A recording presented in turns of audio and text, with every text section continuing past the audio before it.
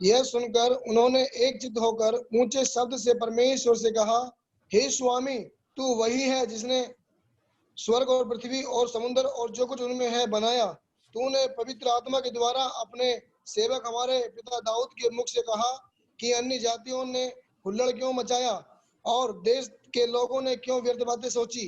प्रभु और उसके मसीह के विरोध में पृथ्वी के राजा खड़े हुए और हाकिम एक साथ इकट्ठा हो गए, क्योंकि सचमुच तेरे सेवक यीशु के विरोध में जिसे तूने अभिषेक किया, हेरोदेस और पेंतियुस पिलातुस भी अन्य जाति और इजराइलियों के साथ इस नगर में इकट्ठे हुए हैं कि जो कुछ पहले से तेरी सामर्थ और गति से ठहरा था वही करे।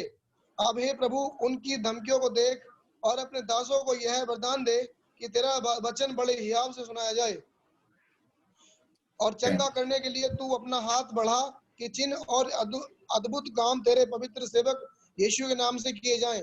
जब वे प्रार्थना कर चुके तो वह स्थान जहां वे बैठे थे हिल गया और वे सब पवित्र आत्मा से परिपूर्ण हो गए और परमेश्वर का वचन बड़े हियाव से सुनाते रहे। और विश्वास करने वालों की मंडली एक चित्त और एक मन के थे, यहाँ तक कि कोई भी अपनी संपत्ति अपनी नहीं कहता था, परंतु सब कुछ राजे का था। आमीन। बस करे जी। ओके, कल हम लोग देखे थे कि प्रेरित लोग यहूदी पंचायत से छूट गया। वे लोग विश्वासियों के पास आकर जो कुछ हुआ है सब कुछ सुनाया। ये बात जब सुना, विश्वासी लोग एक चित्त होकर प्रार्थना किया। ये बातें अंडरलाइन कर सीखने वाली बातें, एक चित्त और एक मन, क्योंकि आगे कई बातों में ये लोग एक मन होकर होते हैं। केवल प्रार्थना करने में नहीं है, बल्कि परमेश्वर की आत्मा के विरुद्ध चलने वालों के विरुद्ध कदम उठाने में भी ये लोग एक मन थे, एक चित्त थे। ठीक है, कई बातों में ये लोग एक मन थे, एक चित्त का थे। तो इसलिए इस बात को ध्यान रखना, एक मन पहला शताब्दी का मंडली की एक खासियत है कि वे हर बात में एक चित्त थे, मतलब वे यूनिटी में थे, उनके बीच में यूनिटी था। अलग अलग राय या अलग अलग विचार नहीं था, हर बात में वे लोग एक थे, सहमत थे। तो वे एक चित्त होकर प्रार्थना करने लगा और वे ऊंचे आवाज से प्रार्थना किया। और उस समय उन्होंने दाऊद राजा के द्वारा लिखा गया भजन संहिता 2 भविष्यवाणी के तौर पर दाऊद राजा ने कहा हुआ भजन संहिता 2 को दोहराते हुए उन्होंने इस प्रकार प्रार्थना किया कि यहोवा परमेश्वर और उसके अभिषिक्त मसीह के विरुद्ध देश, लोग, राजा और हाकिम सब मिलकर इकट्ठे होंगे। दाऊद की ये भविष्यवाणी अब सचमुच पूरा हो गया करके ये लोग कहने लगे, क्योंकि ये घटना होने से कई साल पहले राजा दाऊद ने इसके बारे में भविष्यवाणी किया था भजन संहिता 2 में। अगर भजन संहिता 2 का पहला और दूसरा आयत पढ़े, वही बात है जो यहाँ पर विश्वासी लोग दोहरा रहा है। ठीक है, इस पद में भजन संहिता 2 का 1 और 2, जाति जाति के लोग क्यों हुल्लड़ मचाते हैं और देश देश के लोग क्यों व्यर्थ बातें सोच रहे हैं। यहोवा और उसके अभिषिक्त के विरुद्ध पृथ्वी के राजा मिलकर और हाकिम आपस में सम्मति करके कहते हैं।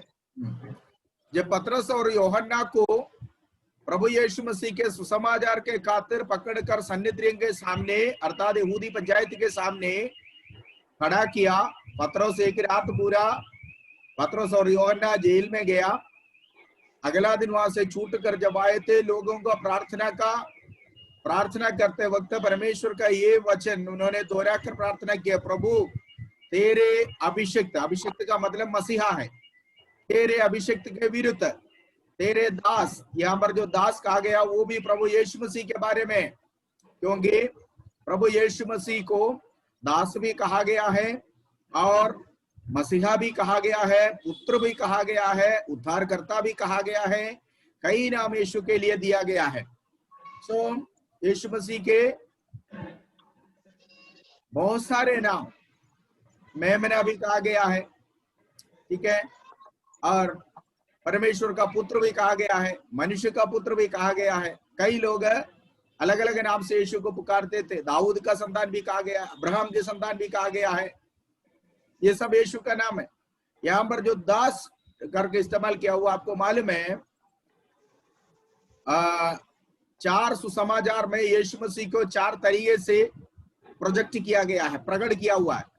मत्ती में यीशु मसीह को राजा कर कर प्रकट किया हुआ है।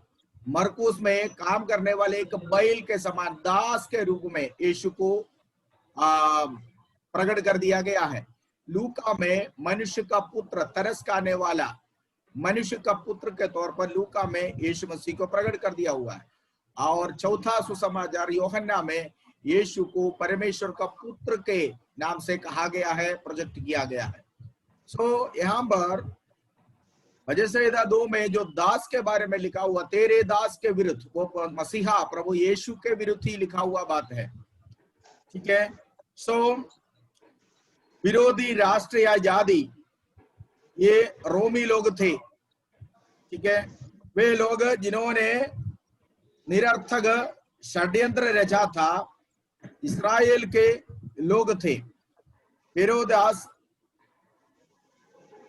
स्थानीय राजाओं में से एक था उस समय जब ये घटना हुआ था, जिसे रोमी लोगों ने रोमी साम्राज्य के एक छोटे भाग पर शासन करने के लिए नियुक्त किया था। और पिलातुस यरूशलेम में रोमी अधिकारी था, हाकिम था, जिसका भजन में उल्लेख किया गया है। ये राजा और हाकिम थे जो परमेश्वर के अभिषिक्त के विरुद्ध खड़े हो गए हैं। सो दाऊद कई साल पहले लिखा हुआ, दाऊद राजा कई साल पहले लिखा हुआ ये वचन जो है, वो वचन अभी परमेश्वर के दासों के द्वारा, जब पतरस और यूहन्ना के द्वारा अद्भुत कार्य करते हुए उन्हें जेल में जाना पड़ा, धार्मिक गुरु लोग उनके खिलाफ हो गए और राष्ट्र के राजनीतिक लोग उसके खिलाफ हो गए। तब लोगों ने याद किया, या दाऊद राजा के बारे में द्वारा लिखा गया ये वो भजन, परमेश्वर के दासों के विरुद्ध हाकिम लोग उठेंगे, अधिकारी लोग उठेंगे। वे इस वचन को दोहराते हुए प्रार्थना किया है, एक मन होकर, एक चित्त होकर। यहां पर प्रभु यीशु मसीह को, परमेश्वर का पुत्र को पवित्र सेवक, प्रभु का पवित्र सेवक कर कहा गया है। इससे पहले भी ये शब्द पतरस ने इस्तेमाल किया। पढ़िए प्रेरितों का काम 3:26 पढ़िए जल्दी, 3:26। हम लोग पढ़कर आया हुआ चैप्टर है, फिर भी एक बार देखेंगे। 3:26 में वहां पर भी सेवक कहा गया है।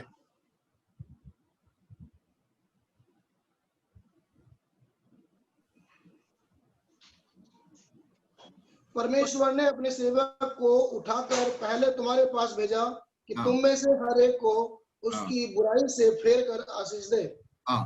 यहाँ पर लिखा हुआ है, परमेश्वर ने अपने सेवक को पहले तुम्हारे पास भेजा। किसको? सेवक कौन था? यीशु को तुम्हारे पास पहले भेजा, लेकिन तुम लोगों ने उसको त्याग दिया।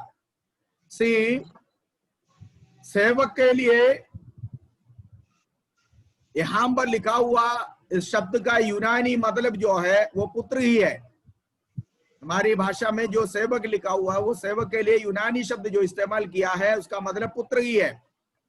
यीशु परमेश्वर का सेवक तथा परमेश्वर का पुत्र दोनों था। यीशु परमेश्वर का पुत्र भी है, परमेश्वर का सेवक भी है, क्योंकि एक सेवक के नाई यीशु ने परमेश्वर की सारे आज्ञाओं को पूरा किया है।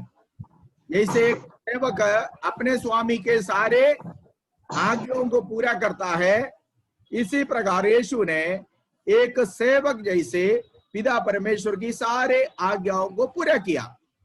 ठीक है, सो वो परमेश्वर का पुत्र भी था और साथ साथ वो परमेश्वर का एक सेवक भी था, क्योंकि मृत्यु तक यीशु ने दुख सहा। यशायाह 22, यशायाह 42:1 देखिए, वहां पर प्रभु यीशु मसीह को वहां पर दास कर कहा गया। जल्दी पढ़िए अंकिता, जल्दी जल्दी निकालो। यशायाह 42:1।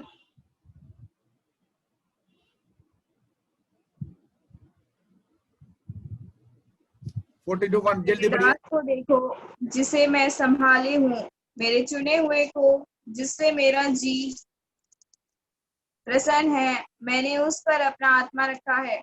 हाँ, वह जाति जाति के लिए न्याय प्रकट करेगा। हाँ, यहाँ पर लिखा हुआ मेरे दास को देखो, मेरा दास यीशु के बारे में लिखा हुआ एक भविष्यवाणी है। देन 52, यशायाह 52 13-14 पढ़िए। यशायाह 52। देखो मेरा दास बुद्धि से काम करेगा, वह ऊंचा महान और अति महान हो जाएगा। हाँ, देखो यहाँ जैसे बहुत से लोग उसे देखकर चकित हुए, हाँ, क्योंकि उसका रूप यहाँ तक गिरा हुआ था कि मनुष्य का सा ना जान पड़ता था, और उसकी सुंदरता आदमियों की सी ना गई थी। हाँ, ओके। सी यहाँ पर भी जो दास कर कहा रहा है वो प्रभु यीशु मसीह के बारे में। देन 53 अध्याय में आइए, 53 अध्याय यशायाह 53 का 11-12 पढ़िए। वह अपने प्राणों का उठाकर उसे देखेगा और तृप्त होगा।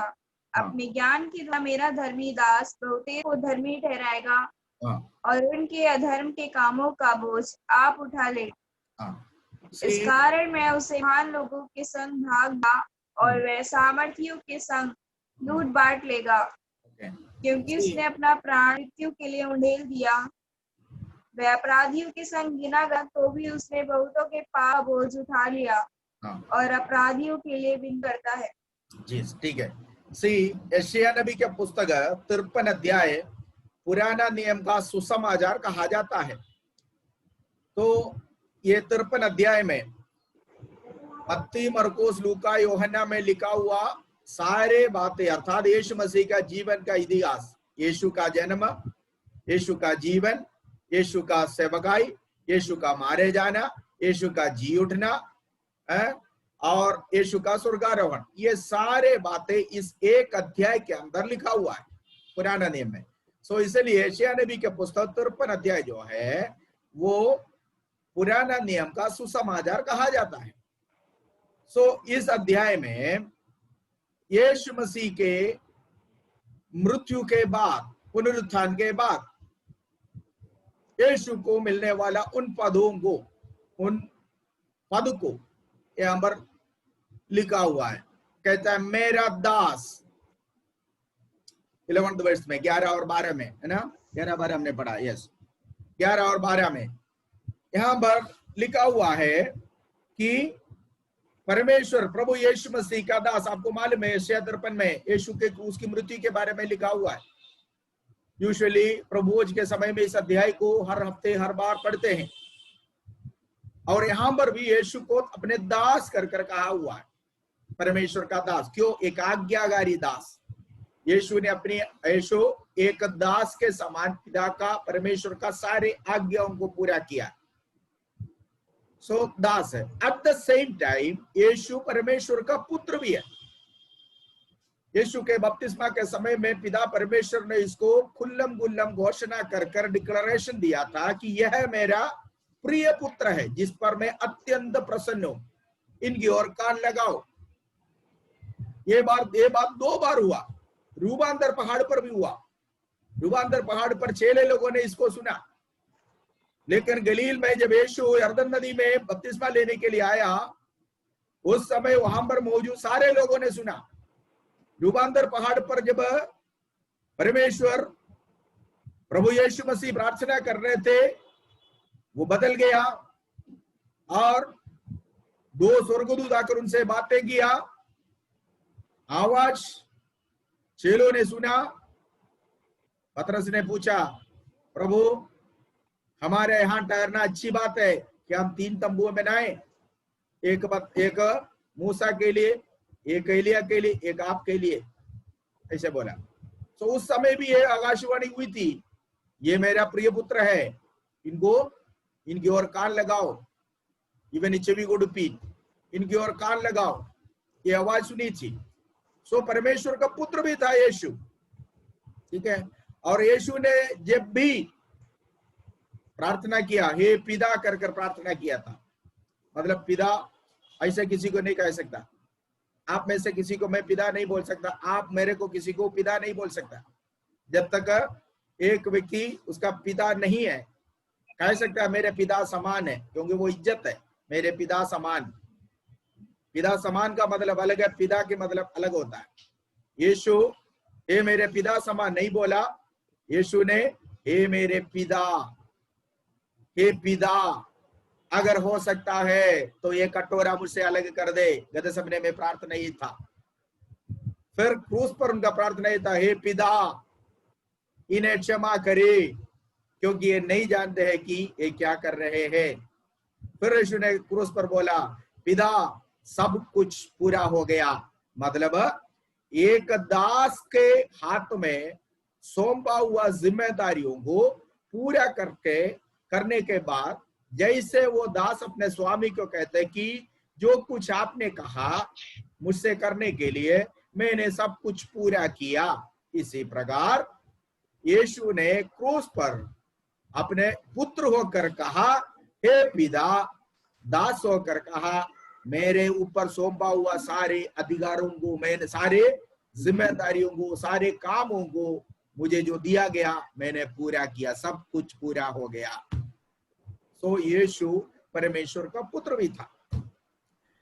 भजन संहिता 2 का 7 पढ़िए, भजन संहिता 2 और उसकी 7वीं आयत को पढ़े।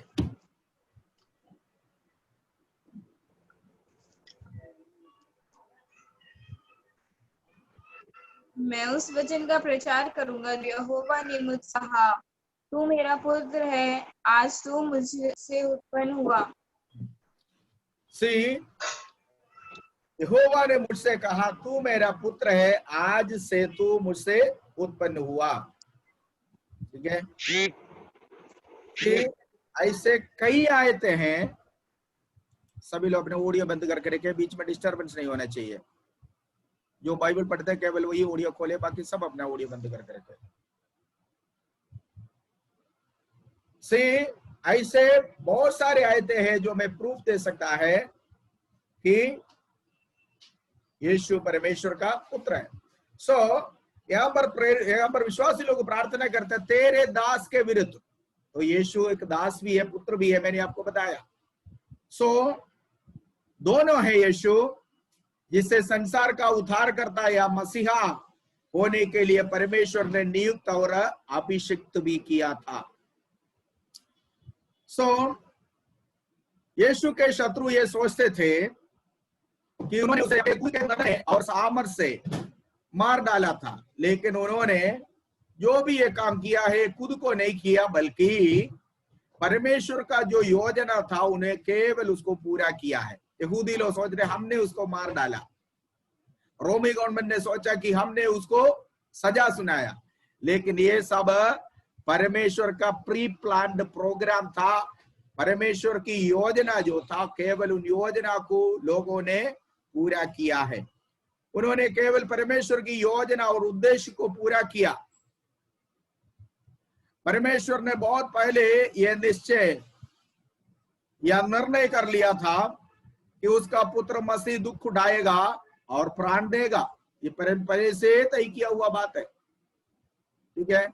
इसलिए योहन्ना ने यीशु को देख रहे कहा, देखो परमेश्वर का मेमना को, जो जगत का पापों का बोझ उठाता है, पापों का भार उठाता है। मेमना का मतलब है वध होने वाला बलि पशु, क्योंकि यहूदी लोग मेमना को वध करते थे, उनको बलि चढ़ाकर आराधना करते थे।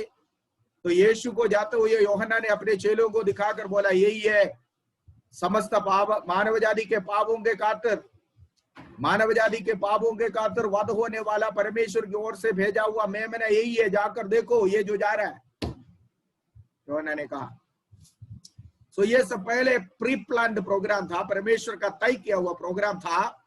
और समय जैसे जैसे समय आया, लोगों को प्रभु ने इस्तेमाल किया, अधिकारियों को इस्तेमाल किया उस परमेश्वर का ईश्वरीय प्रोग्राम को पूरा करने के लिए, लागू करने के लिए, लागू करने के लिए परमेश्वर ने इस्तेमाल किया है।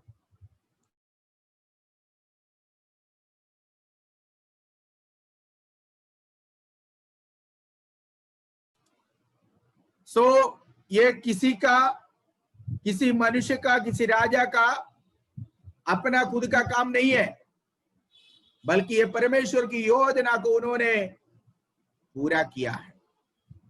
राइट।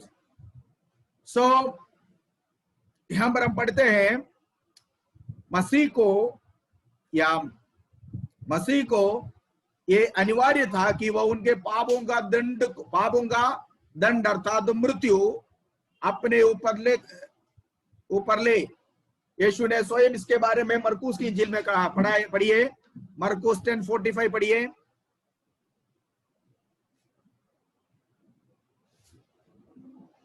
मरकुस 10:45।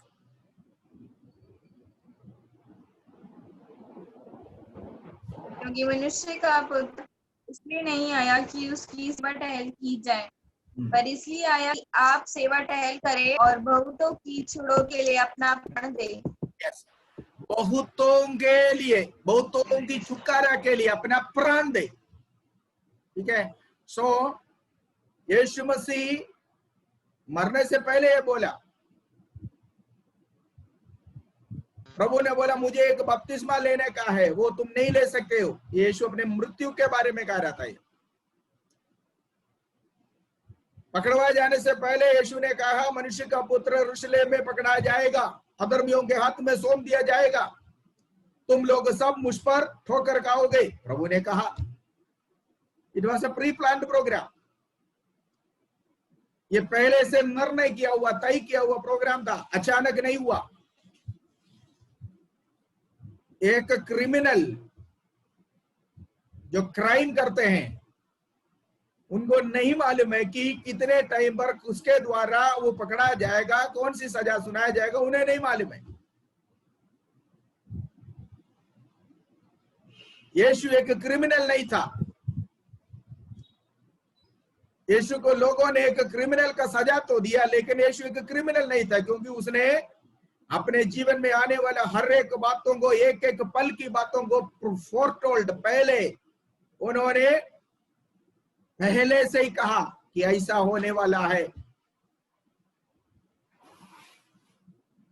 इनकार करने का उस समय तक पतरस को नहीं मालूम था कि पतरस यीशु को इनकार करेगा, लेकिन यीशु ने उससे कुछ मिनट पहले पतरस से कहा आज रात मुर्गा 2 बार बांध देने से पहले तुम मुझे 3 बार इनकार करोगे। हुआ इसे।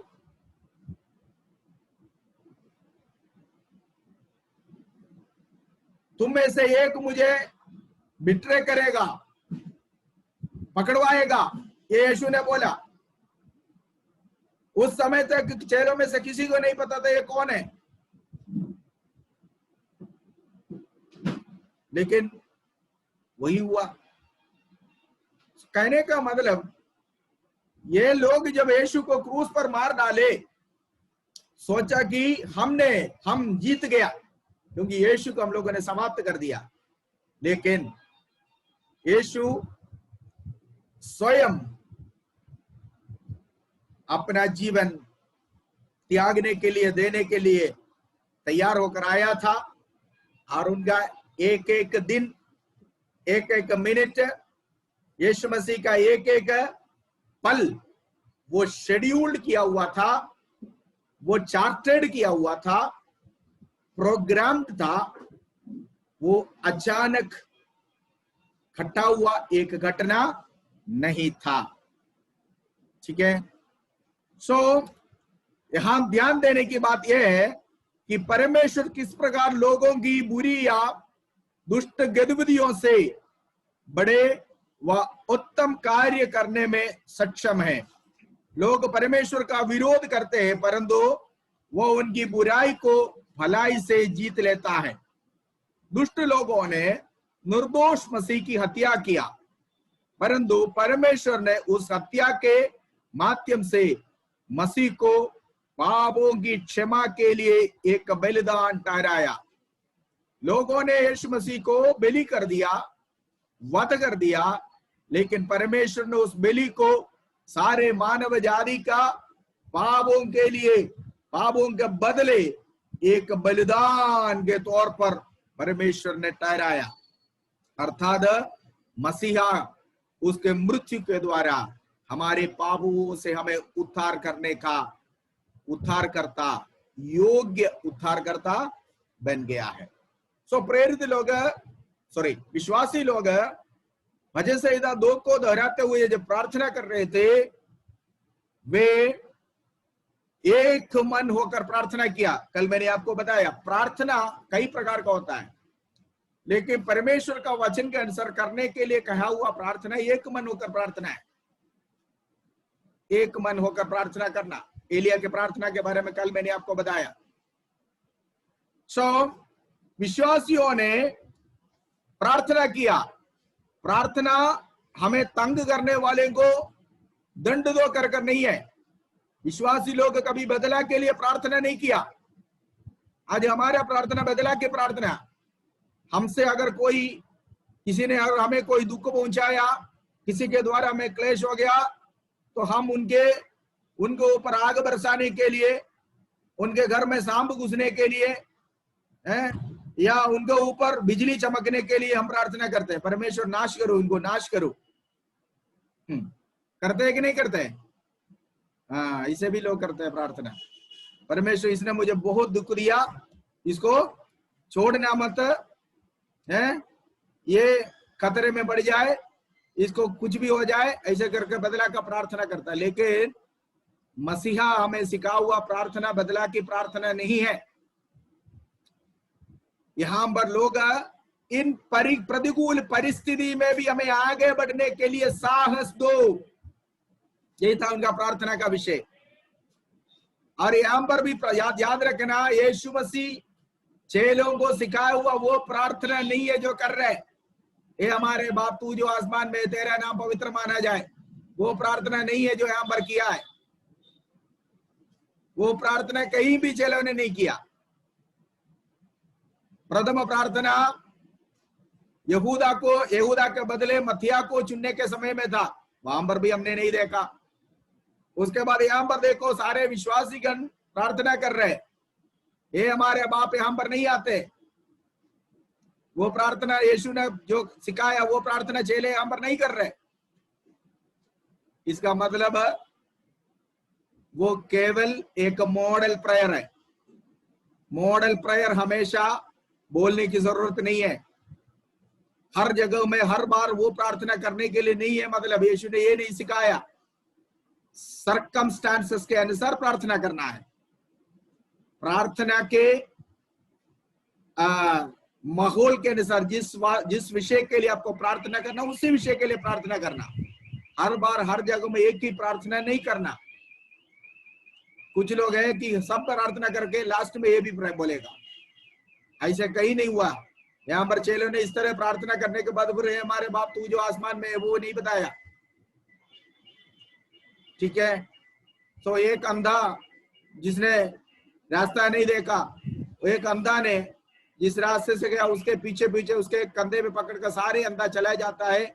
इसी प्रकार किसी ने कुछ कर दिखाया, कोई पास्टर ने ऐसे दिखाया या बोला, सब प्रार्थना के बाद हे हमारे बाप तू जो आसमान में, तेरी नाम पवित्र माना जाए, तेरी बादशाह आ जाए, तेरी मर्जी जैसे आसमान में पूरी होती वैसे जमीन पर भी हो, ये बोलने लगा। तो उसके पीछे आने वाले सारे बोलने लगे, फिर सारे पादरियां बोलने लगे, सारे कलीसिया बोलने लगे। ये एक प्रथा बना। ऐसा करने का वचन नहीं देता, प्रेरितों ने ऐसे नहीं किया। जबकि यीशु ने यह प्रार्थना डायरेक्ट प्रेरितों को सिखाया। प्रेरितों ने कहीं भी ये प्रार्थना उसके बाद यीशु सिखाने के अलावा कहीं भी किए करते हुए हमने नहीं देखा। बल्कि हाँ उस प्रार्थना में लिखा हुआ बातें, मतलब उस प्रार्थना का मीनिंग उनके प्रार्थना के द्वारा प्रकट हुआ कई जगहों में। ठीक है, चेलों ने प्रार्थना किया, बदला की प्रार्थना नहीं, बदला का प्रार्थना नहीं, बल्कि साहस मिलने के लिए प्रार्थना किया। क्रूस पर यीशु का प्रार्थना क्षमा करने के लिए था। पिता इन्हें क्षमा करो, इतना तंग किया हुआ, इतना उपद्रव किया हुआ लोगों को। लास्ट मोमेंट में यीशु कहता है इन्हें क्षमा करो। आगे हम पढ़ेंगे स्तिफनुस के बारे में, 7वें अध्याय में स्तिफनुस पत्रवाह किया गया, मरते वक्त भी वो कह रहे पिता पिता इनके पापों को क्षमा करो। यीशु है हमारे आदर्श पुरुष। यीशु ने हमें जो करने के लिए बताया वो हमें करना। कोई पास्टर कुछ करता वो नहीं है, उसको आदर्श पुरुष नहीं बनाना। कोई संस्था कुछ करता तो वो आदर्श नहीं बनाना। ठीक है, अभी नॉर्थ ईस्ट में एक बड़े कल्ट ग्रुप निकले हुए हैं, चाइना से आया हुआ लोग है।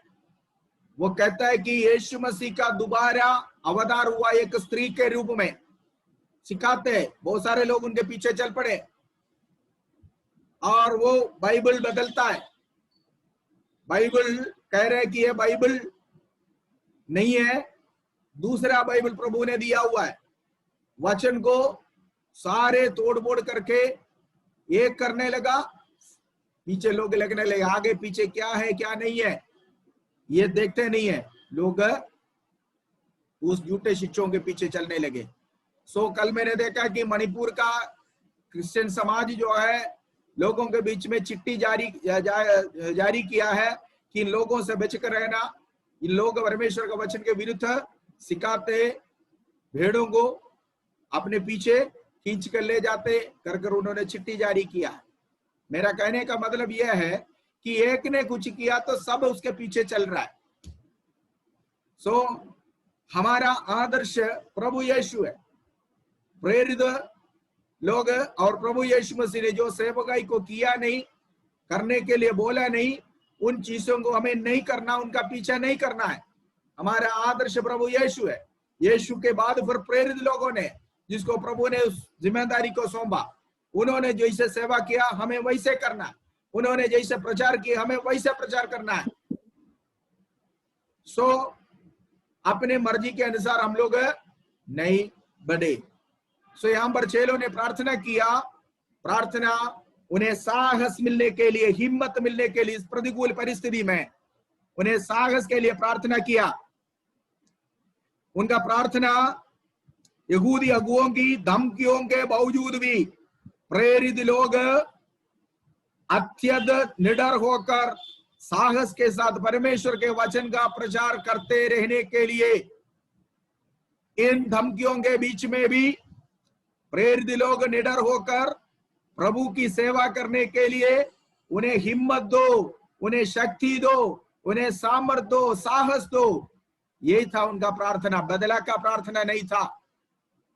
ठीक है, देन उन्होंने इस प्रकार की प्रार्थना किया है। और आगे भी प्रभु तेरे दासों के द्वारा चिन्ह और चमत्कार या चंगाई का काम होते रहे। ये था उनका प्रार्थना का मतलब। प्रार्थना इस प्रकार ये लोग एक मन होकर किया, एक मन होकर वे प्रार्थना किए। देखिए, अलग अलग राय से बैठकर प्रार्थना करने का तो कोई फायदा नहीं होगा। प्रार्थना में दिल की एकता होना चाहिए, मन एक होना चाहिए। यीशु ने कहा अगर तुम पृथ्वी में 2 जन एक मन होकर प्रार्थना करें, 2 जन 2 शरीर, मन एक होना चाहिए, विचार एक होना चाहिए। एक मन होकर, एक चित्त होकर एक विषय के लिए प्रार्थना करना। तो यीशु ने कहा पिता पुत्र में महिमा पाने के लिए मैं तुम्हें दूंगा। तो हमारे प्रार्थना में एकता होना चाहिए। ठीक है, प्रार्थना में एकता। वे लोग एक मन होकर प्रार्थना किया, तब क्या हुआ? एक मन होकर जहां भी प्रार्थना होते हैं वहां पर परमेश्वर की उपस्थिति को लोग महसूस करते हैं। जब एक मन होकर प्रार्थना किया, वर्ष 31 पढ़िए, क्या हुआ?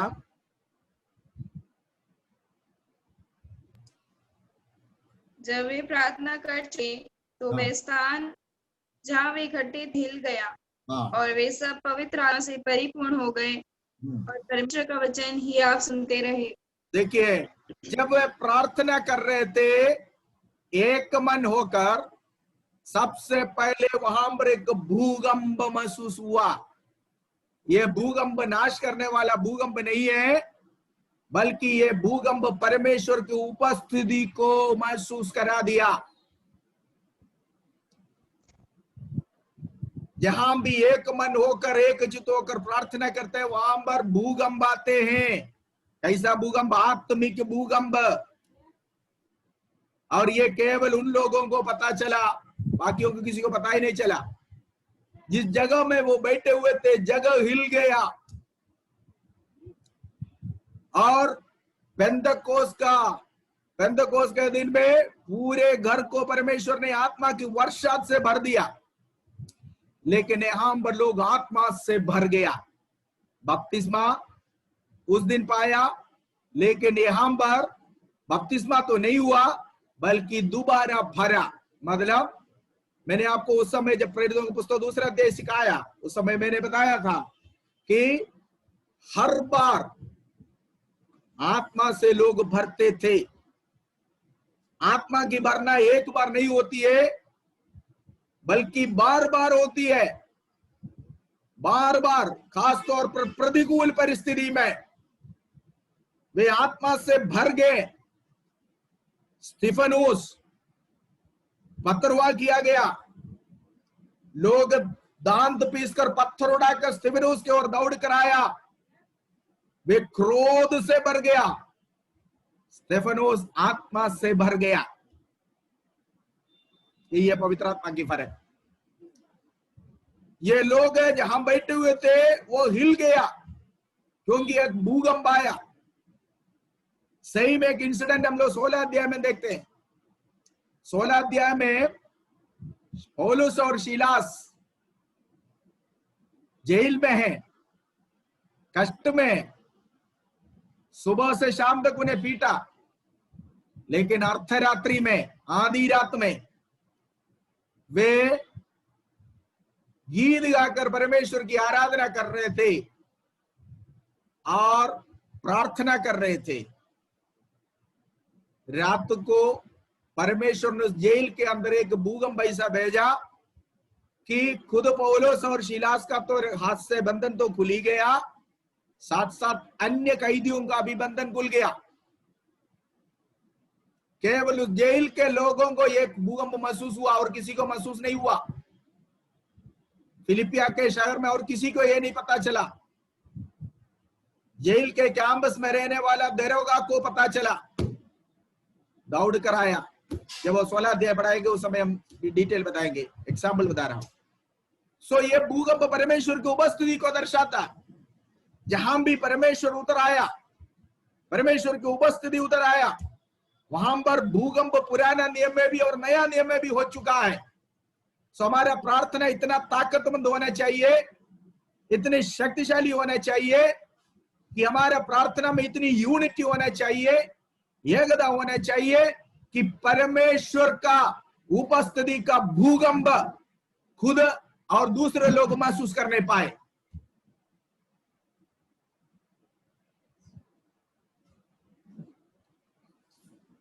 पुराना नियम में हम पढ़ते हैं परमेश्वर की उपस्थिति जहां पर आए, उन उपस्थिति को भूकंप के द्वारा प्रकट किया गया है। परमेश्वर की उपस्थिति को आप पढ़िए, पहला राजा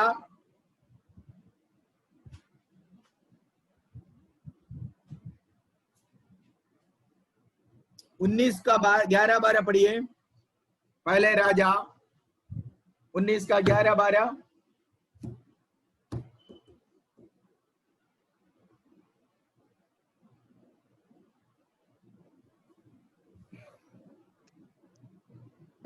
उसने कहा, निकल यहोवा के सम्मुख पर्वत पर खड़ा हो। और यहोवा पास होकर चला, और यहोवा के सामने बड़ी प्रचंड आंधी से पहाड़ फटने और चट्टानें टूटने लगी, तो भी यहोवा उस आंधी में ना था। फिर आंधी के बाद भूकंप हुआ, तो भी यहोवा उस भूकंप में ना था। फिर भूकंप के बाद आग दिखाई दी, तो भी यहोवा उस आग में ना था। फिर आग के बाद एक दबा हुआ धीमा शब्द सुनाई दिया। See, एलिया जिस गुफा में बैठा हुआ है, परमेश्वर उस गुफा के बाहर एलिया को खड़ा कर दिया और कहा कि परमेश्वर एलिया से बातें करने के लिए एलिया को गुफा से बाहर आने के लिए कहा। एलिया परमेश्वर की उपस्थिति को कैसा देखा? वहां पर एक भूकंप के बारे में जिक्र किया हुआ है, लिखा है कि नहीं लिखा है? परमेश्वर जब उधर से परमेश्वर की उपस्थिति वहां आया, पहला एक भूकंप हुआ है कि नहीं हुआ है? हुआ है। देन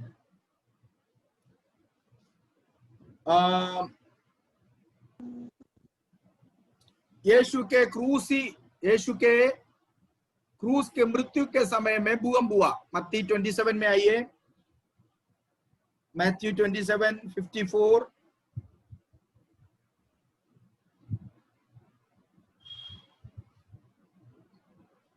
तब सूबेदार जो के पास उसके साथ यीशु का पहरा दे रहे थे, भूकंप और जो कुछ हुआ था उसे देखकर अत्यंत डर गए।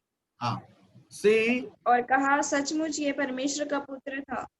यीशु के क्रूसिफिक्शन के समय में ये भूकंप हुआ।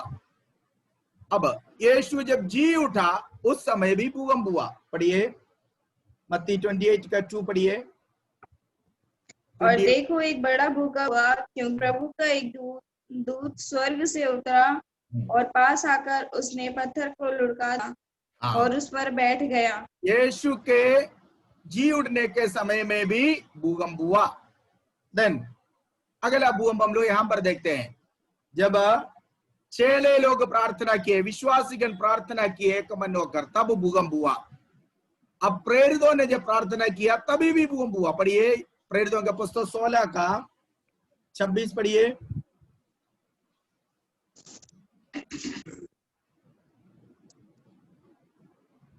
16:26। इतने में एक बड़ा भूकंप आया, यहाँ तक कि बंदी गृह की हिल गई। और तुरंत सब द्वार खुले और सबके बंधन पड़े। यस, इसके बारे में मैं थोड़ी देर पहले बोला। शिलास और पौलोस दोनों फिलिपिया के जेल में बंदीगृह में था। आधी रात को जब वे दोनों ने प्रार्थना किया, कैसे प्रार्थना किया? एक मन होकर, एक चित्त होकर प्रार्थना किया, भूकंप आया। ये सारे भूकंप क्या दर्शा रहे हैं? परमेश्वर की उपस्थिति। परमेश्वर की उपस्थिति को वे लोग महसूस किया, कारण उनकी प्रार्थना में एकता था।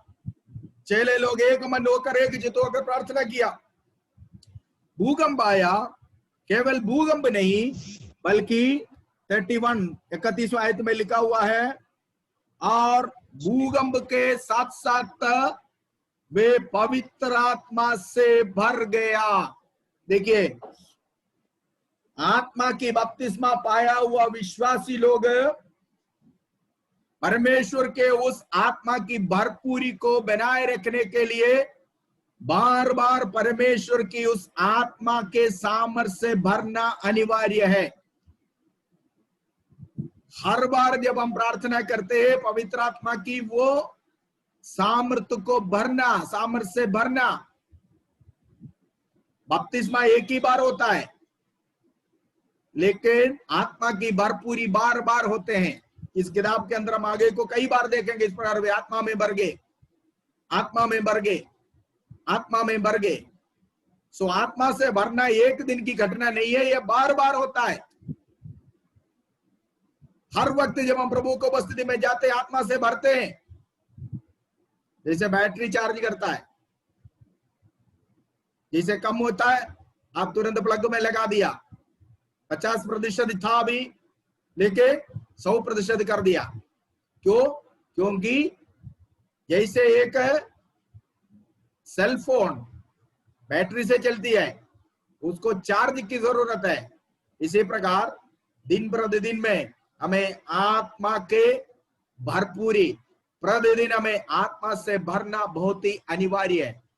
ये केवल लाइफ टाइम में एक बार मिला हुआ एक घटना नहीं है, बल्कि एक विश्वासी के लिए खास तौर पर आत्मा का बपतिस्मा पाया हुआ एक व्यक्ति, उनको बार बार आत्मा से भरना अनिवार्य है।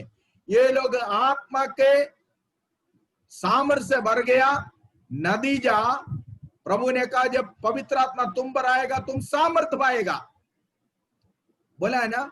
अभी धमकियां तो है, धमकियां तो है, अधिकारी लोग धमकी दे रहे हैं, गवर्नमेंट धमकी दे रहे हैं, लेकिन पवित्र आत्मा से जब वो भर गया, पवित्र आत्मा का वो सामर्थ्य आया, लिखा हुआ है 31वां आयत में, वे हियाव के साथ परमेश्वर का वचन प्रचार करने लगा। देखा, तब जब पवित्र आत्मा का सामर्थ्य आया, उन्होंने ये यहूदी पंचायत को भूल गया, उन्होंने जो कहा वो भी भूल गया, ठीक है, गवर्नमेंट के जो धमकी उसको भी भूल गया। और जब आत्मा की सामर्थ्य दोबारा आया, दोबारा वे आत्मा में भर गए, तो वे परमेश्वर का वचन हियाव के साथ बताने लगे। That is what written in 31, 31वां आयत को पढ़िए 31। जब वे प्रार्थना कर चुके तो वे स्थान जहाँ वे इकट्ठे थे हिल गया और वे सब पवित्र आत्मा से परिपूर्ण हो गए। हाँ। और परमेश्वर का वचन आप से सुनाते रहे। परमेश्वर का वचन कैसे सुनाते रहे? हियाव से सुनाते रहे। हाँ, हिम्मत के साथ, हियाव के साथ वे सुनाने लगे। ये हियाव कहां से मिला? ये हियाव अब भी उन्हें मिला हुआ उस आत्मा की भरपूरी से। अब भी जो आत्मा का सामर्थ्य उनके ऊपर आया, वे आत्मा से भर गया, उस आत्मा की सामर्थ्य से उनको हियाव मिला, क्योंकि वचन कहता है पवित्र आत्मा तुम पर आएगा तुम सामर्थ्य पाओगे। सो पवित्र आत्मा का भरपूरी बार बार होना है, बार बार होता है। अगर हमें सामर्थ्य रहना, अगर हमें हियाव के साथ सेवा करना, विश्वासी जीवन में हिम्मत के साथ, हियाव के साथ आगे बढ़ना है, तो विश्वासी को प्रतिदिन आत्मा में भरना जरूरी है। पासवान को प्रतिदिन आत्मा की सामर्थ्य में भरना बहुत जरूरी है। सो वो आत्मा का सामर्थ्य से ही हमें इस प्रतिकूल परिस्थिति में, विपरीत परिस्थिति में हिम्मत के साथ, हियाव के साथ मसीह जीवन बिताने के लिए, सेवकाई करने के लिए हम सक्षम होंगे। नहीं है तो हम लोग ये धमकियां सुनकर, लोगों की बातें सुनकर कमजोर हो जाएंगे, पीछे हट जाएंगे, निराशा हो जाएंगे, हम लोग कहीं का नहीं रहेंगे। लेकिन अगर हमें आगे बढ़ना है तो हमें प्रतिदिन परमेश्वर की आत्मा की सामर्थ्य को प्राप्त कर प्रतिदिन जितना कम होगा उतना और सामर्थ्य पाना है। हर बार, हर वक्त परमेश्वर की आत्मा का सामर्थ्य को प्राप्त करना बहुत जरूरी है। चेलों ने उस आत्मा के सामर्थ्य को प्राप्त कर लिया, इस कारण वो यहूदी पंचायत ने उन्हें जो भी आज्ञा दिया भूल गया, रोमा गवर्नमेंट के अधिकारियों ने जो भी कहा भूल गया, लेकिन वे हियाव के साथ परमेश्वर का वचन प्रचार करेगा। आगे 31 से लेकर लास्ट 37 तक पढ़िए, 32 to 37 पढ़िए। विश्वास करने वालों की मंडली एक चित्त और एक मनी थी। यहाँ की कोई भी अपनी सम्मति अपनी नहीं करता, पर सब कुछ सारे में था। से प्रभु के झूठ में गवाही दे रहे और उनका बड़ा अनुग्रह था। उन्हें कोई दरिद्र न था, क्योंकि जिनके पास भूमि या घर थे वे उनको बेचकर बिकी हुई वस्तुओं का दाम ले और उसे प्रेरितों के पांव पर रखते थे, और जैसी जिसे आवश्यकता होती थी उसके अनुसार हर एक को बांट दिया करते थे। यूसुफ नाम साइप्रस का एक लेवी था, जिसका नाम प्रेरितों ने बरनबास अर्थात शांति को तरह रखा था। उसकी कुछ भूमि थी जिसे उसने बेचकर और दाम के रुपए लाकर प्रेरितों के पांव पर रख दिए।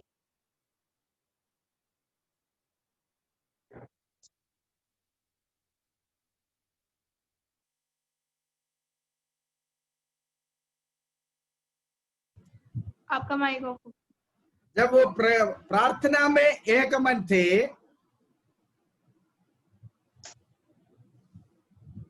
वे कलीसिया एक मन के थे, एक चित्त के थे।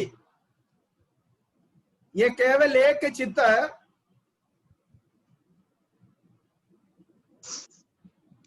केवल प्रार्थना करने के लिए नहीं था, आत्मिक विषयों में नहीं था, बल्कि आर्थिक विषयों में भी वो एक मन के थे।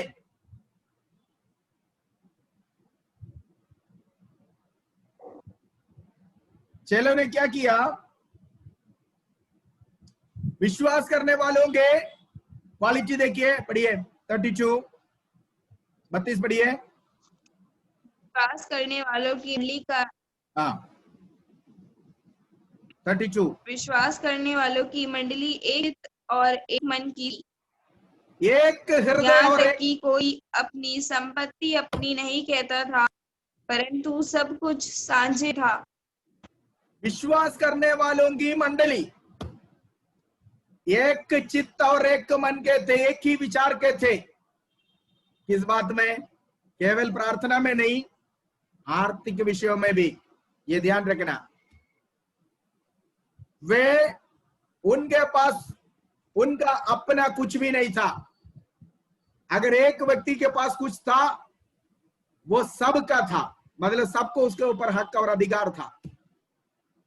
उनके आर्थिक धन वे कलीसिया में लाकर प्रेरितों के चरणों पर रखा, और जिसको जिसको जैसे जरूरत है उन्हें बांट दिया जाता था। कभी कोई ने ये नहीं कहा कि ये मेरी सैलरी है, ये मेरी कमाई है, ये मेरा धन है, ये मेरा घर का है, नहीं बोला, बल्कि एक ही विचार, ये हम सब का है।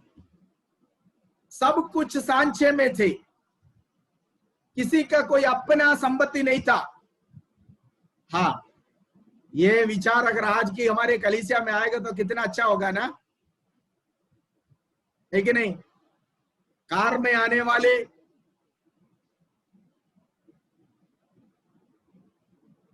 बाइक में आने वाले को देखकर ऐसे कर रहे हैं, बाइक में आने वाले साइकिल में आने वाले को देखकर ऐसा करना है। साइकिल में जाने वाला या कलीसिया में आने वाला पैदल में आने वाले को पैदल आने वाले को देखकर ऐसा करता है ना? साइकिल में आने वाला आपस में हाथ मिलाएगा, पैदल आने वाले को हाथ नहीं मिलाएगा। कार में आने वाला आपस में हाथ मिलाएगा, बाइक में आने वाले को हाथ नहीं मिलाएगा। एक ही चर्च का विश्वासी है। पहला शताब्दी की कलीसिया में ऐसा नहीं था। कारण क्या था मालूम है आपको? पहला शताब्दी की कलीसिया का कंट्रोलर पवित्र आत्मा था। पवित्र आत्मा जो कहते थे उसके अनुसार वो करते थे। पवित्र आत्मा उन्हें कंट्रोल करता था, उनके ऊपर पूरा अधिकार पवित्र आत्मा को था। लेकिन आज की कलीसिया में पवित्र आत्मा को यहाँ का प्रेरित लोग और विश्वासी लोग कंट्रोल करते हैं। पहला शताब्दी में जैसे पवित्र आत्मा आज कार्य नहीं कर पा रहे, कारण आज पवित्र आत्मा के हाथ में कंट्रोल नहीं है, आज कंट्रोल हमारे हाथ में। इसलिए तो पादरी लोग चिल्ला चिल्ला के बोले पवित्र आत्मा ये कर, पवित्र आत्मा वो कर, पवित्र आत्मा तू आजा, पवित्र आत्मा तू नाचो, पवित्र आत्मा तू चल। पहले शताब्दी का प्रेरितों ने ऐसे करता था, ऐसा आज्ञा देता था। पवित्र आत्मा ने बोला अनन्यास चल पड़ा, आगे हम देखेंगे। पवित्र आत्मा ने बोला पतरस चल पड़ा। आज हम क्या करते हैं? प्रभु मैं जा रहे, आप मेरे साथ साथ आना है।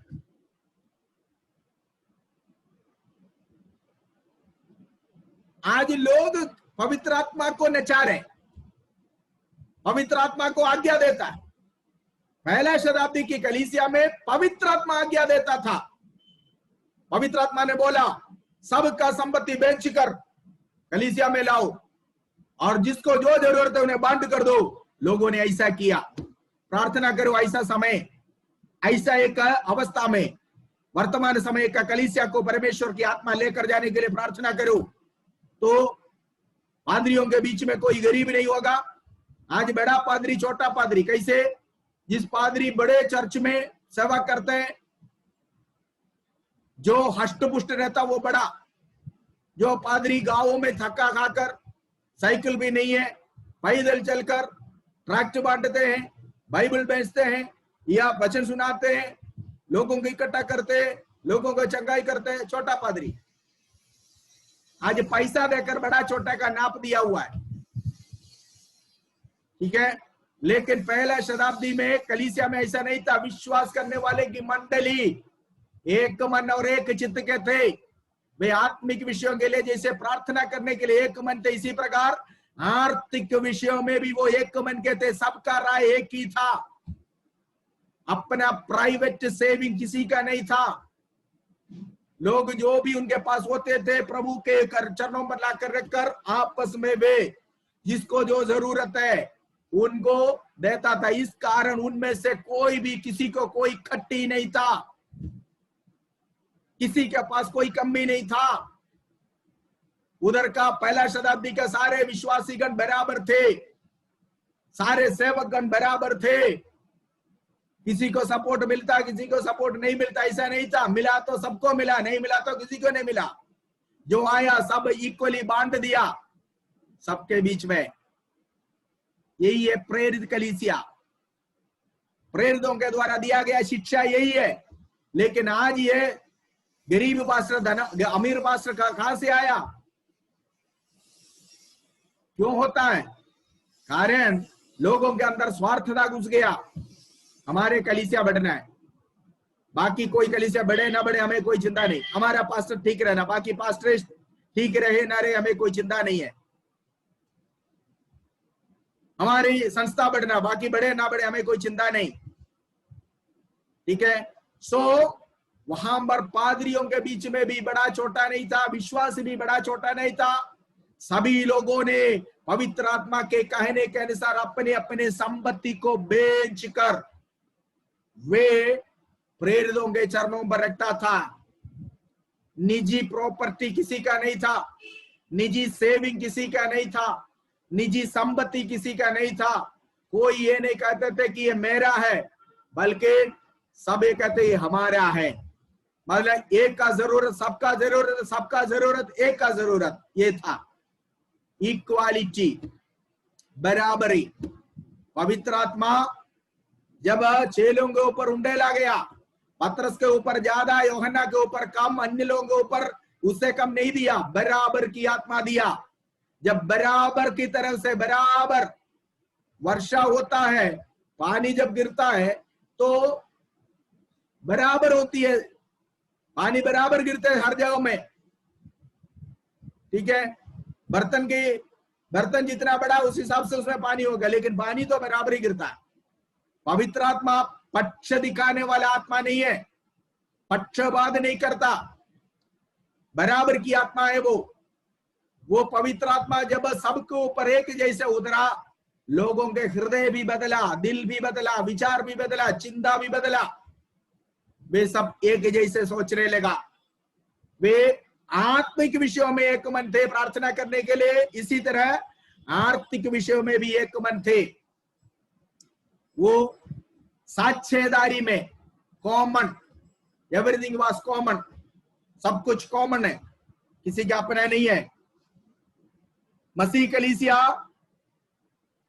सभी विश्वासी एक चित्त और एक मन के थे। उनके पास जो कुछ था उसे वे आपस में बांटते थे। आज ये काम नहीं हो सकता। आज बस मेरा ही है, मैं ही खाऊंगा, बाकी बचा तो मैं अपने बच्चों को दूंगा, अपने परिवार के लिए। लेकिन पहला कलीसिया में ऐसा नहीं था। इसका मतलब है कि वे अपनी संपत्ति की दूसरों के साथ इस प्रकार साझेदारी करते थे जैसे कि वो प्रत्येक की संपत्ति हो। दूसरा अध्याय में भी हम लोगों ने इसको पढ़ा है। दूसरा अध्याय में जब हम लोग कलीसिया की 7-8 गुणों को मैंने आपको बताया, पहला शताब्दी की कलीसिया के 8 गुणों के बारे में मैंने आपको बताया, ठीक है। सो वे आपस में बांटते थे, प्रेरित बड़ी सामर्थ से यीशु के जी उठने की गवाही देता रहा और उन सब पर बड़ा अनुग्रह हुआ, ठीक है। जब कलीसिया इसे सपोर्ट करता है, जब कलीसिया के लोग ऐसे विशाल हृदय का, खुले मन का होता है, तो सेवा करने में कोई दिक्कत नहीं होता। पासवान क्या करता है, आपके बीच में सेवा करने वाला पासवान, वो घुट घुट कर सेवा करने नहीं देना, ठंडी सांस लेकर सेवा करने नहीं देना, उनको फ्री में आराम से सेवा करने का माहौल कलीसिया बनाना है। कलीसिया का लोग उनकी आर्थिक बातों में खुले दिल से उनकी आर्थिक बातों में मदद करना, तब जाकर एक पासवान खुले दिल से सेवा कर पाएगा। पहला शताब्दी की कलीसिया के लोगों के अंदर जो विचार था, वो इस शताब्दी के लोगों के हृदय के अंदर भी होना चाहिए। वे लोग सब अपना सारे संपत्ति कलीसिया में लाकर चरण प्रभु के दासों के पास लाकर रखता था, और उनके जरूरत के लिए भी, दासों की जरूरतों के लिए भी, अन्य लोगों की जरूरतों के लिए भी वो बांटते थे। मतलब सबके जरूरत के लिए उनका धन काम आया। आज हमारे पास जो धन प्रभु ने दिया, वो केवल हमारी जरूरत के लिए नहीं होना चाहिए, बल्कि परमेश्वर के सारे लोगों के, सारे संतों के जरूरतों के लिए उसको काम आना चाहिए, स्वार्थ नहीं होना चाहिए। सो कलीसिया इस प्रकार करने के कारण चेले लोग, प्रेरित लोग बड़ी आराम से प्रभु की सेवा कर पाया। वे हियाव के साथ प्रभु की जी उठने की गवाही देता रहा। नतीजा लोगों के ऊपर बड़ा अनुग्रह हुआ। उनके बीच कोई दरिद्र या कंगाल नहीं था, किसी के पास कोई कमी कट्टी नहीं था। हाँ, वहां पर आज का जैसे अनुभव नहीं था। आज करोड़पति पादरी लोग है, करोड़पति विश्वासी लोग है। कलीसिया के अंदर ऐसे ऐसे विश्वासी करना है जो 10 पादरियों को बड़ी आराम से हेल्प कर सकता, लेकिन उनके पास आकर अगर कोई कहे, ब्रदर सिस्टर हमें ये प्रॉब्लम है, मेरी ये जरूरत है, पास्टर प्रार्थना करेंगे, परमेश्वर कौवा भेजेगा, ऐसा बोलता है। और ये पादरी ने सोचे ये खुद कौवा होगा और मेरा कुछ हाल बदलेगा इससे, और ये क्या कहता है, हम प्रार्थना करेंगे, करोड़पति है। कई पादरी ऐसे है जो करोड़पति है, गरीब विश्वासी, पास्टर जी बड़े मुश्किल हो रही है, आगे बढ़ नहीं पा रहे, ऐसा ऐसा कंडीशन, बच्चों को फीस नहीं दिया, क्या नहीं है, प्रार्थना करेंगे प्रभु रास्ता खोलेगा। अरे ये तुम्हें भीख मांगने के लिए रास्ता तुम्हें बताने की जरूरत है, प्रार्थना तो हम कर ही रहे। तुम्हें जो करना है अपने जेब से पैसा निकाल के उसको दे दो। करोड़ों बाइक में इकट्ठा करके रखा हुआ है, किसके लिए रखा हुआ है? पवित्र आत्मा हृदय के अंदर हो तो ये सब कुछ हो सकता। पवित्र आत्मा केवल किताबों में रह गया, केवल कलीसिया में बुलपिट के समय में 4 अन्य भाषा वाला नाच कर दिखाए कि मेरे अंदर आत्मा है, ये तो पाखंडी है। अपने हृदय से, अपने दिल से, अपनी सहविश्वासियों को, सह सेवकगणों को उनकी जरूरत जानकर खुले दिल से देने वाला वाक्य में पवित्र आत्मा से चलाया जाता है। वही पवित्र आत्मा की अगुवाई के अनुसार चलता है, बाकी सब ढोंग है। करोड़ों रुपया रखने के, लाखों रुपया पास रखने के बावजूद लोगों को कहते हैं आप जाओ मैं प्रार्थना करूंगा आपके लिए, उनके पास जाना है नहीं कभी, उसकी प्रार्थना का भी जरूरत नहीं है। वो व्यक्ति क्या प्रार्थना करेगा, उसकी प्रार्थना कौन सुनेगा? प्रभु नहीं सुनेगा। ऐसा कोई बोलेगा कि मैं प्रार्थना करूं, पलट के जवाब देना आपकी प्रार्थना की जरूरत नहीं है, मैं आपके लिए प्रार्थना करूं ताकि परमेश्वर आपके हृदय को बदले, ऐसा बोलकर वापस आना।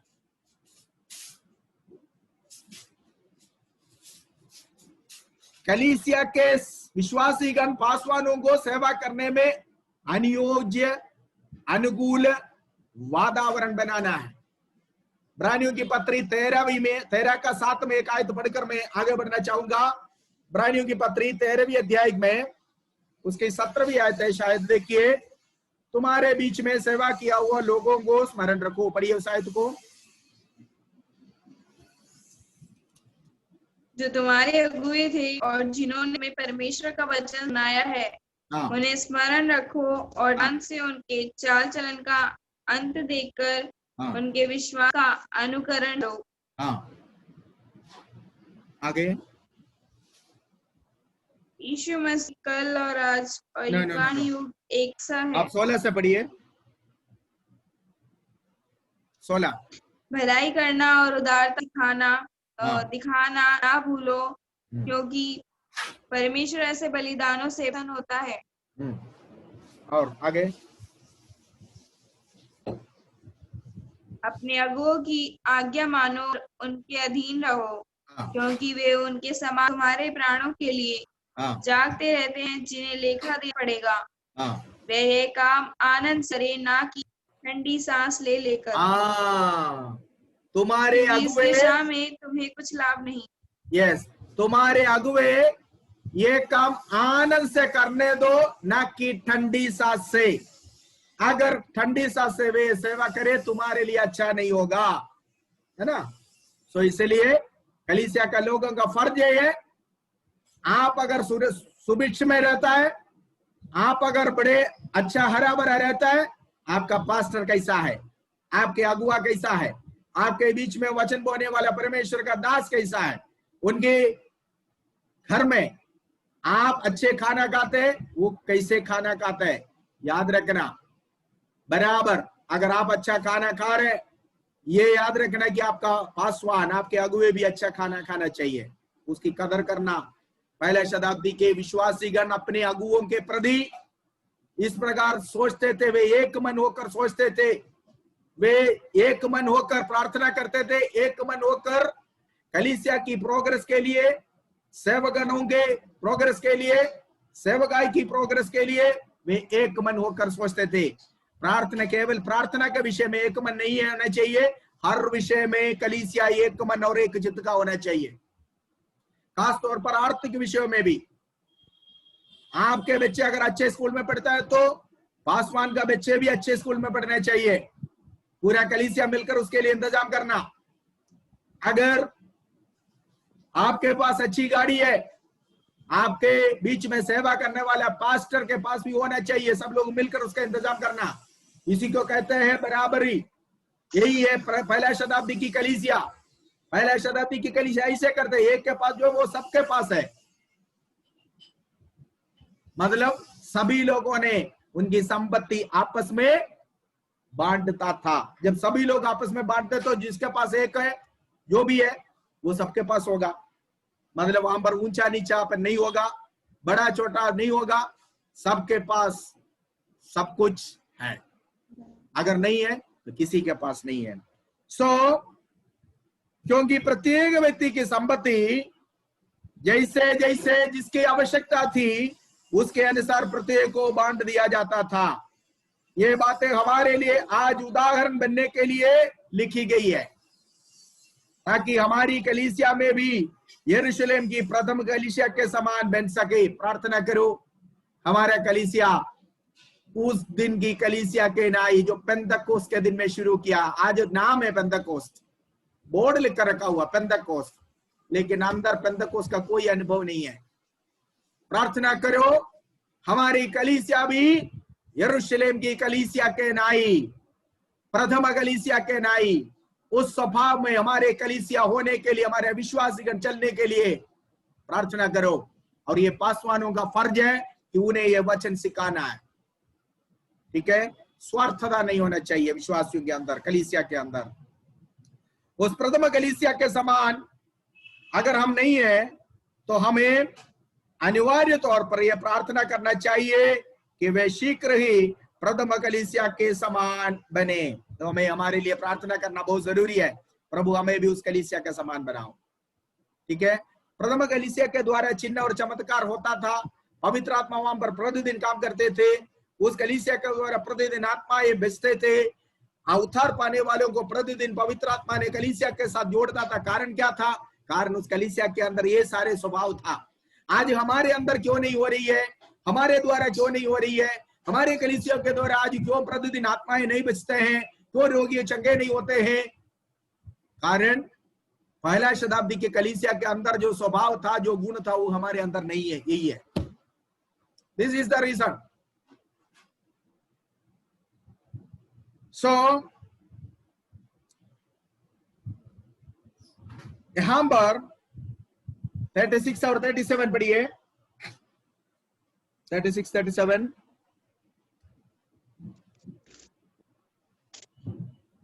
यूसुफ नाम साइप्रस लेवी था, उसका नाम प्रेरित होने बरनबास अर्थात शांति का पुत्र था। उसकी कुछ भूमि थी जिसे उसने बेचा और दाम के रुपए लाकर प्रेरितों के पांव पर दिया।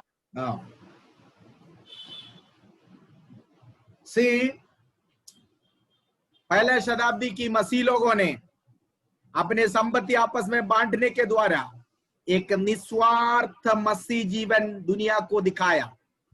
निस्वार्थ मसीह जीवन, यहां पर स्वार्थता नहीं है, जहां पर मैं के लिए कोई शब्द, कोई मतलब नहीं है, कोई स्थान नहीं है। मैं, मेरा, हमारा, मैं और मेरा, उसके लिए पहला कलीसिया में कोई स्थान नहीं था, कोई जगह नहीं था।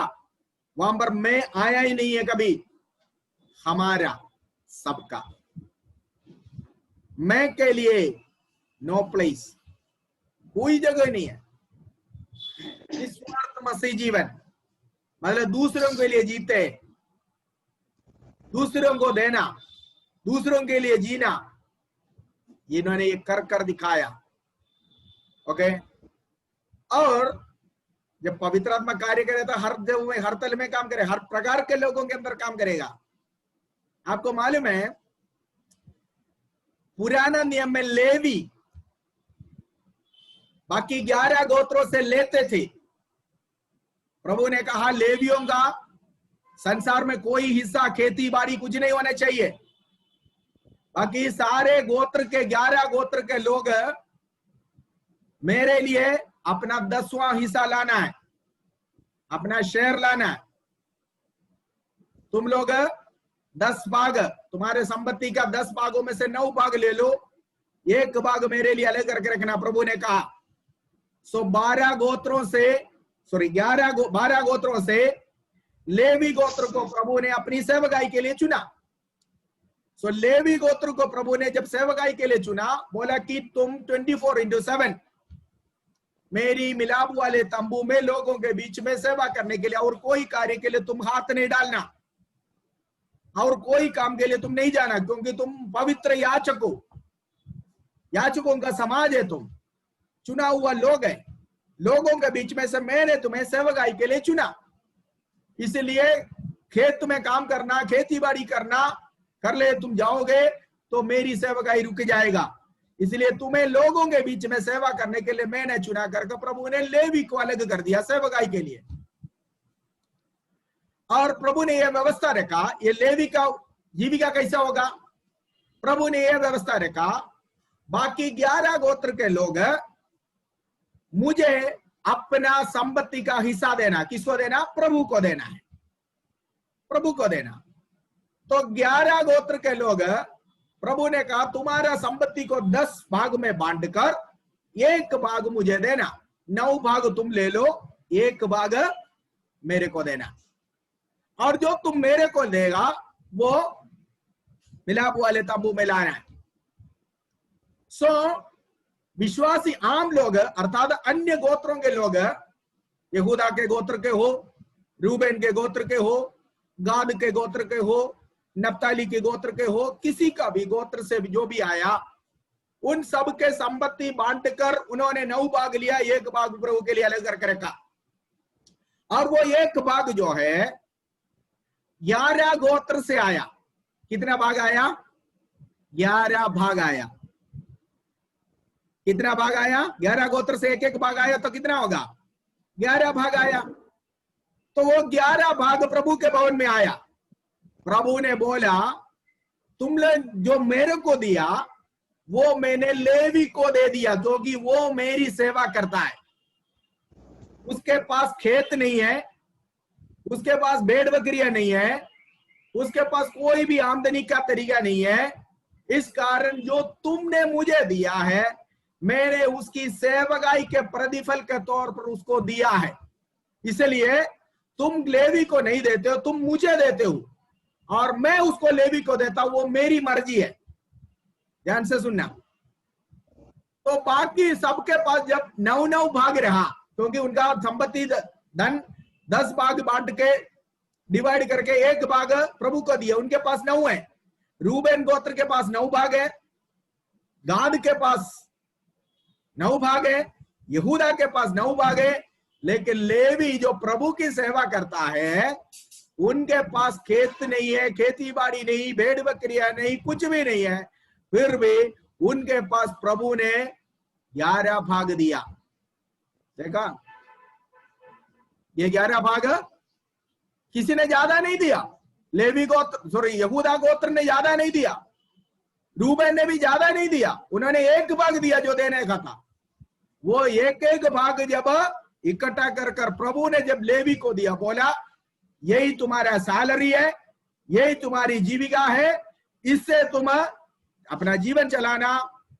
तुमको संसार में अन्य लोगों के बीच में कोई खेती बाड़ी नहीं होना चाहिए, मतलब कोई धन संपत्ति तुम अपने लिए इकट्ठा नहीं करना।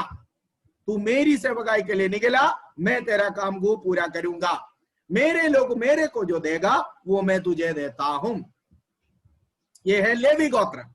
तो लेवी का गोत्र का लोगों को केवल लोगों से लेते हुए आदत है, लेकिन ये पुराना नियम की हिस्सा है।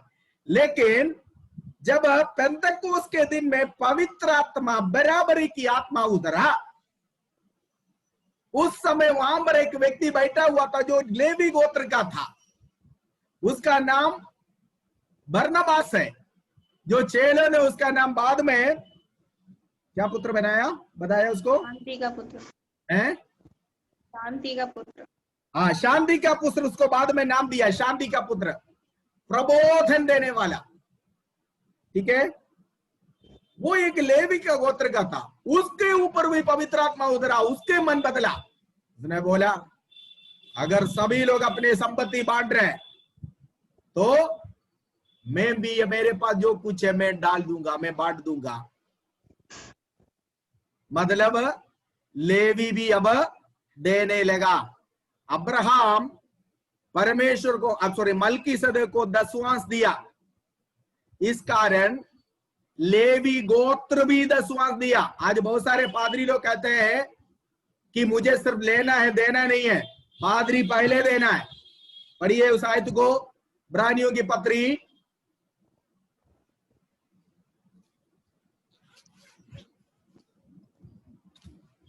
पत्री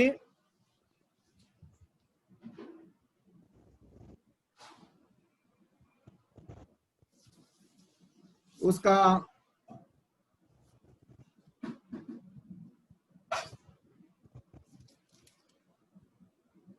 7वां अध्याय का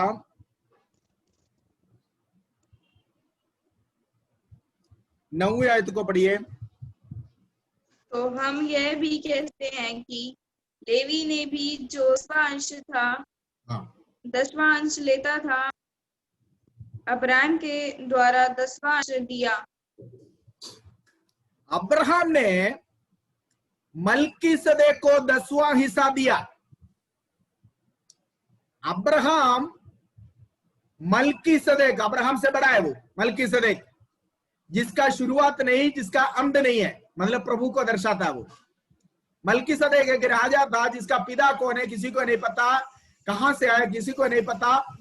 लेकिन अब्राहम ने उस मलकीसदेक को 10वां दिया। यहां पर प्रेरित पौलुस कहता है जब अब्राहम ने अपने से बड़ा मलकीसदेक को 10वां दिया, लेवी जो बाद में आया उस समय अब्राहम के अंदर था, क्योंकि अब्राहम से गोत्र उत्पन्न हो गया। इस्राएल के गोत्र सब अब्राहम से उत्पन्न हो गया। अगर अब्राहम ने मलकीसदेक को दसवांश दिया, जो अपने से बड़े को दसवांश दिया, तो अब्राहम दसवांश देने के कारण लेवी ने भी ऑटोमेटिकली दसवांश दिया है। मतलब लेवी गोत्र का लोग भी दसवांश देना है, प्रभु को देना है। आज पादरियों के बोलो आपके दसवांश, अरे कुछ भी नहीं मिल रहा, कलीसिया से क्या मिलना, बस 150-200 रुपया मिलता है, उससे क्या लेना, कुछ नहीं मिलता है। लेकिन एक एक महीने में नया नया मोबाइल फोन लेता है, वो भी 20-20, 25-25 हजार का, कुछ नहीं मिलता। विश्वासियों को बोलते लाओ, सपोर्ट जो मिलता है मिशन से, केवल उसका दसवांश नहीं है, जो भी जहां से भी आपको आमदनी मिलता है, जैसे विश्वासीगण देने के लिए, विश्वासियों को आप देने के लिए कहते हैं, इसी तरह पादरी लोग भी देना है। वचन कहता है अब्राहम के द्वारा लेवी भी प्रभु को दसवांश दिया। यहां पर नया नियम में हम लोग देते हैं, शांति का पुत्र जो लेवी गोत्र का था, पवित्र आत्मा उन पर उतरा, बाकी सब ने अपने अपने पास जो भी था वो लाकर कलीसिया में बांट कर दिया। ये पुराना नियम का लेवी, अब नया नियम में याचक नहीं है वो, लेकिन लेवी गोत्र का है, वो सेवकाई में नहीं है, पर उसने भी अन्य विश्वासियों के समान उनके संपत्ति बेचकर प्रेरितों के चरणों पर जाकर लिख दिया। एक अच्छा नमूना है। पास्टर लोग भी दशमांश देना चाहिए, बिल्कुल देना चाहिए, पहले पास्टर देगा। क्यों? इब्रानियों की पत्री 7:9 में हमने पढ़ा है, अब्राहम जब मलकीसदेक को दसवांश दिया, लेवी ने भी दिया है। सो आपको मिलने वाला सपोर्ट का 3000-4000 जो भी मिलता है, उसका 400 या 300 ना दे, बल्कि जहां से भी कहीं से भी आपके पास जो भी आता है उसका करेक्ट हिस्सा। पुराने नियम में दसवांश था, नया नियम में शेयर है। शेयर आपको मालूम है, भाग है, उसका भाग 1 भाग 10 में 1 भाग नहीं है। शेयर होल्डर्स आपको मालूम है, लोग आज कई शेयर खरीदते हैं, 1 शेयर 2 शेयर नहीं है, शेयर होल्डर है। वचन सीखने वाला पढ़िए, गलातियों की पत्री 1 और आयत पढ़ेंगे, समय तो खत्म हो गया, फिर भी इतना बोला तो एक आयत और आपको बताएंगे। गलातियों की पत्री में आइए, गलातियों की पत्री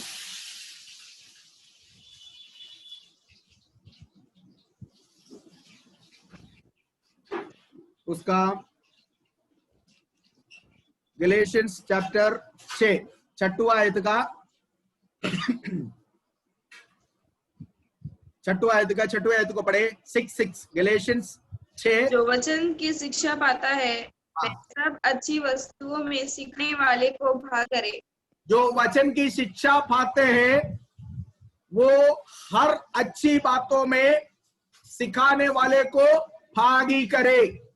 शेयर देना, अगर विश्वासी उनकी कमाई के शेयर आपको देना है, तो अब्राहम के द्वारा लेवी ने भी प्रभु को शेयर दिया, हिस्सा दिया, आपको भी देना है। ठीक है, तो लेवी गोत्र का बरनबास, इस बरनबास के बारे में कई जगह में लिखा हुआ, आपको मालूम है बरनबास कौन था? यह बरनबास जिस घर में पवित्र आत्मा उतरा था, उस घर का बहन, उस घर का जो क्या नाम है, वो मरियम की घर थी, मेरी का घर था, उसका भाई है। ठीक है, सो उस घर में जो पहला वर्शिप आराधना जो हुई, जहां पवित्र आत्मा उतरे, वो इन्हीं के बहन के घर में था। ये कुप्रस का, साइप्रस का रहने वाला है, साइप्रस नामक टापू का रहने वाला है। ठीक है, और यह बरनबास एक लेवी का गोत्र का था। फिर भी जब सब ने पवित्र आत्मा से प्रेरित होकर सभी लोगों ने अपनी संपत्ति बांटा, उसने भी अपना संपत्ति बेचकर प्रभु के चरणों पर लाकर रखा है। पवित्र आत्मा उतरेगा तो विश्वासी और पास्टर दोनों के जीवन में एक जैसा उतरेगा, एक जैसा काम होगा। परमेश्वर वचनों के द्वारा हमें आशीष दे। बाकी मंडे को देखेंगे।